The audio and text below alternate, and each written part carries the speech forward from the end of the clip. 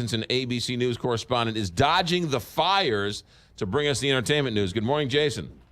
Yes, it's very precarious here. Yes. Dodging fires. Dodging fires. All right. Last week, no movies came out. This week, what are we talking about?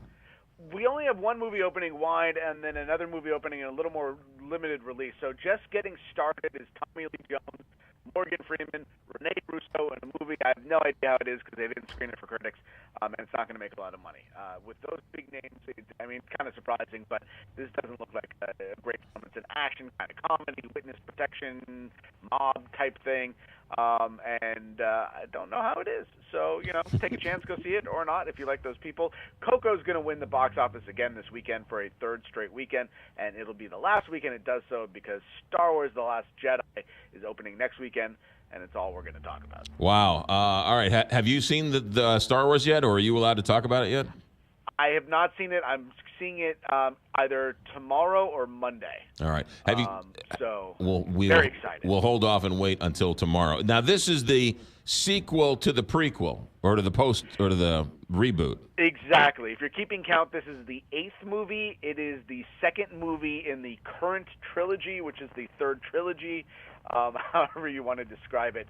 This is the sequel to the one that came out 2 years ago that restarted the franchise. That was The Force Awakens. This is The Last Jedi. Is this the last in the series, or is there another one after this? No, there will be a 9th, and then we're told there will be another trilogy after that. I don't know if that's going to pick up where the 9th one leaves off or what's going on, but it's safe to say there's going to be Star Wars movies for the next 300 years. Yes, right. All right. So maybe they'll do a Star Wars movie because it is from a galaxy far, far away from a long time ago. Maybe they'll do a Star Wars in like circa 1978 or something. That'd be cool, right?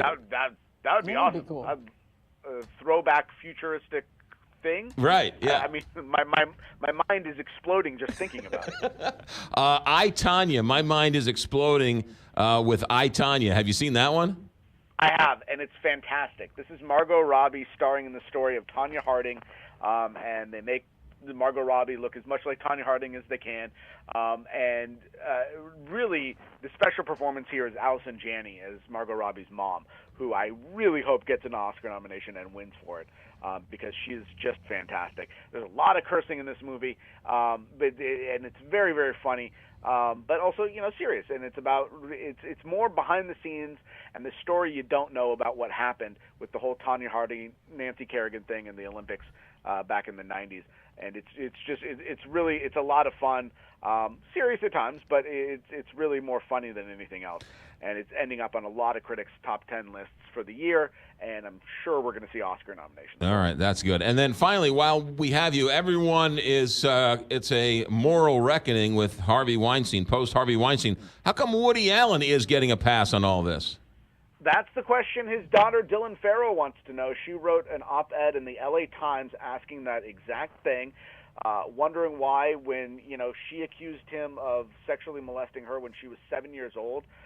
She has a lot of proof. This story's been around for a long time. Her claims are just as valid and seemingly, have enough proof as any of these others. But Woody Allen just had a movie that came out last weekend. Louis C.K.'s movie wasn't even allowed to be released because everything was so bad. But here you have Woody Allen. You have people working with him. She writes in this op-ed, you have stars like Kate Winslet who've spoken out against Harvey Weinstein but then won't speak out against Woody Allen. Kate Winslet, by the way, is in the movie. You have Blake Lively, Greta Gerwig, same thing. They've all spoken out against Weinstein but won't spoke out against Woody Allen. So we're wondering, why?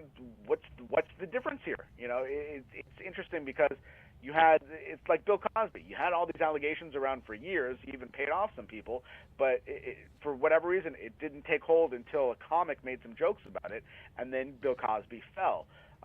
Maybe in this post-Weinstein era, it's time for Woody Allen. I don't know. Yeah, it's interesting. Jason Nathanson, be safe and be careful out there with the fires. Have a good week. We'll talk to you next week.